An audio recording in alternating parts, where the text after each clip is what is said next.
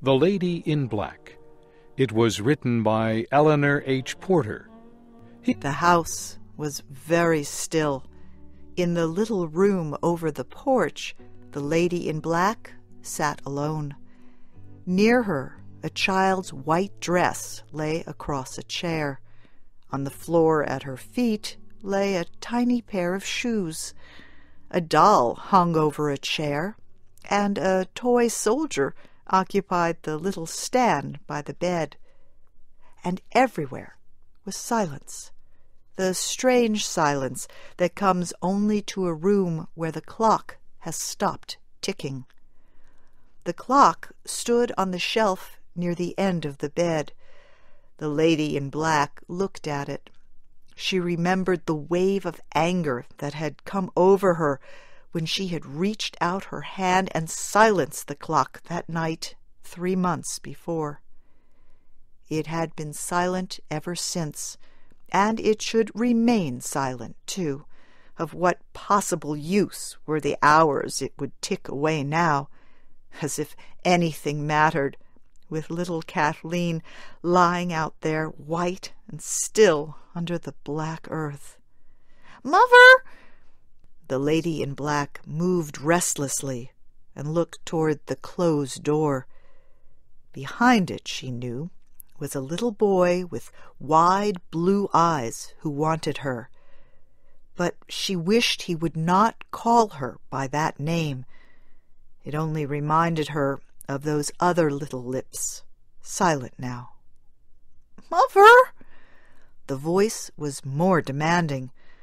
The Lady in Black did not answer. He might go away, she thought, if she did not answer. There was a short silence, and then the door opened slowly. "Peek!" It was a cry of joyful discovery, but it was followed almost immediately by silence. The unsmiling woman did not invite him to come near. The boy was unsteady at his first step. He paused, then spoke carefully. "I's here?" It was maybe the worst thing he could have said. To the Lady in Black, it was a yet more painful reminder of that other one who was not there. She gave a sharp cry and covered her face with her hands. "Bobby! Bobby!" she cried out in a release of unreasoning sadness. "Go away! Go away! I want to be alone! Alone!" All the brightness fled from the boy's face. His eyes showed a feeling of deep hurt. He waited, but she did not move. Then, with a half-quieted cry, he left the room. Long minutes afterward, the Lady in Black raised her head and saw him through the window. He was in the yard with his father, playing under the apple tree. Playing! The Lady in Black looked at them with serious eyes, and her mouth hardened at the corners. Bobby had someone to play with him, someone to love him and care for him, while out there on the hillside, Kathleen was alone, all alone.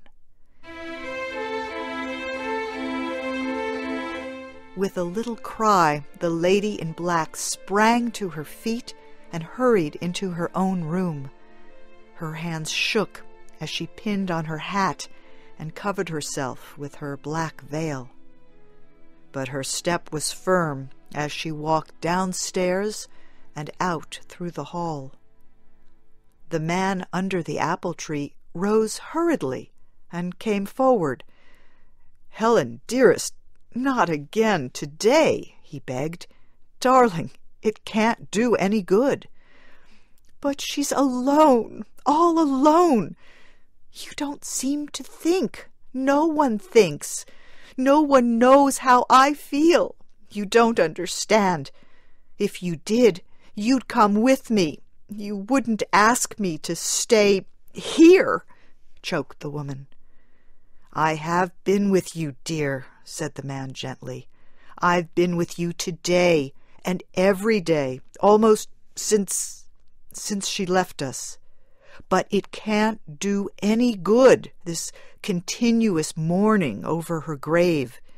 It only makes more sadness for you, for me, and for Bobby. Bobby is here, you know, dear." "No, no, don't say it," cried the woman wildly. "You don't understand. You don't understand." And she turned and hurried away, followed by the worried eyes of the man and the sad eyes of the boy.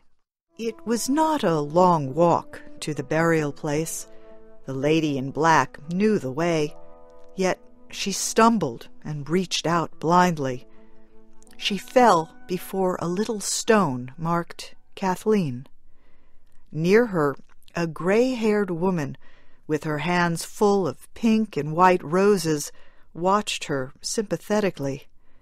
The gray-haired woman paused and opened her lips as if she would speak. Then she turned slowly and began to arrange her flowers on a grave nearby. The lady in black raised her head. For a time she watched in silence. Then she threw back her veil and spoke. "You care too," she said softly. "You understand. I've seen you here before, I'm sure. And was yours a little girl?"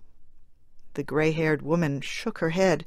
"No, dearie, it's a little boy. Or he was a little boy 40 years ago." "40 years?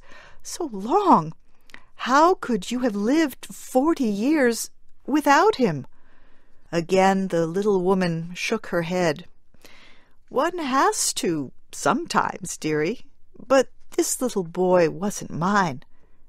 "But you care. You understand. I've seen you here so often before." "Yes. You see, there's no one else to care. But there was once, and I'm caring now for her sake." "For her?" "His mother." "Oh." It was a tender little cry, full of quick sympathy. The eyes of the lady in black were on the stone marked Kathleen. "It ain't as if I didn't know how she'd feel," said the gray-haired woman. "You see, I was nurse to the boy when it happened, and for years afterward I worked in the family, so I know. I saw the whole thing from the beginning, from the very day when the little boy here met with the accident." "Accident?" It was a cry of concern and sympathy from Kathleen's mother. "Yes, it was a runaway, and he didn't live 2 days." I know," choked the lady in black.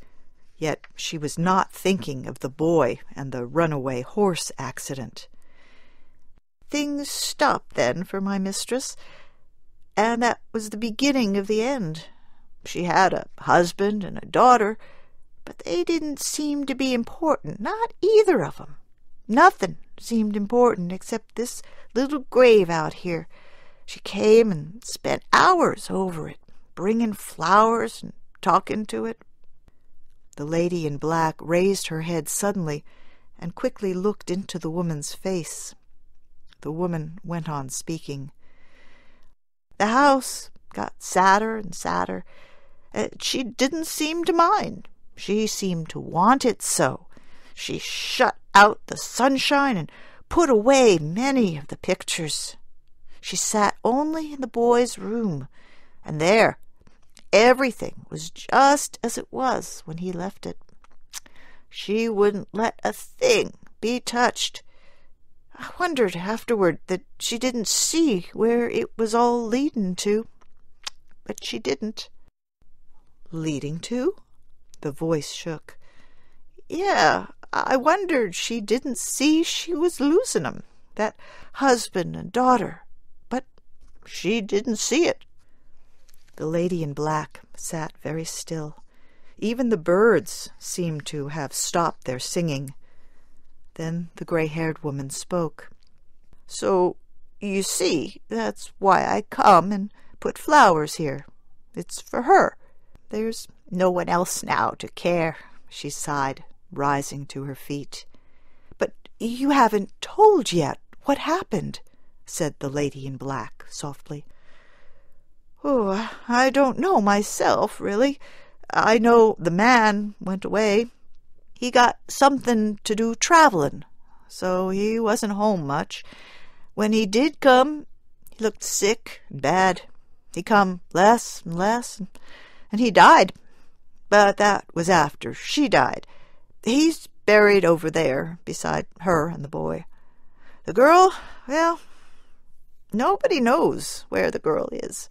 Girls like flowers and sunshine and laughter and young people, you know. And she didn't get any of them at home. So she went where she did get 'em, I suppose. There, and if I haven't gone and tired you all out with my talking," said the little gray-haired woman regretfully. No, I was glad to hear it," said the lady in black, rising unsteadily to her feet. Her face had grown white, and her eyes showed a sudden fear. "But I must go now. Thank you," and she turned and hurried away.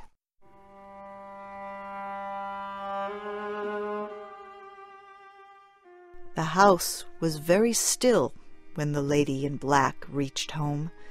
She shivered at its silence. She hurried up the stairs, almost with guilt. In her own room, she pulled at the dark veil that covered her face. She was crying now, a choking little cry with broken words running through it. She was still crying as she removed her black dress. Long minutes later, the lady, in black no longer, moved slowly down the stairway. Her eyes showed traces of tears, but her lips were bravely curved in a smile. She wore a white dress and a single white rose in her hair. Behind her, in the little room over the porch, a tiny clock ticked loudly on its shelf near the end of the bed. There came a sound of running feet in the hall below. Then, "Mother! It's Mother come back!" shouted a happy voice. And with a little sobbing cry, Bobby's mother opened her arms to her son.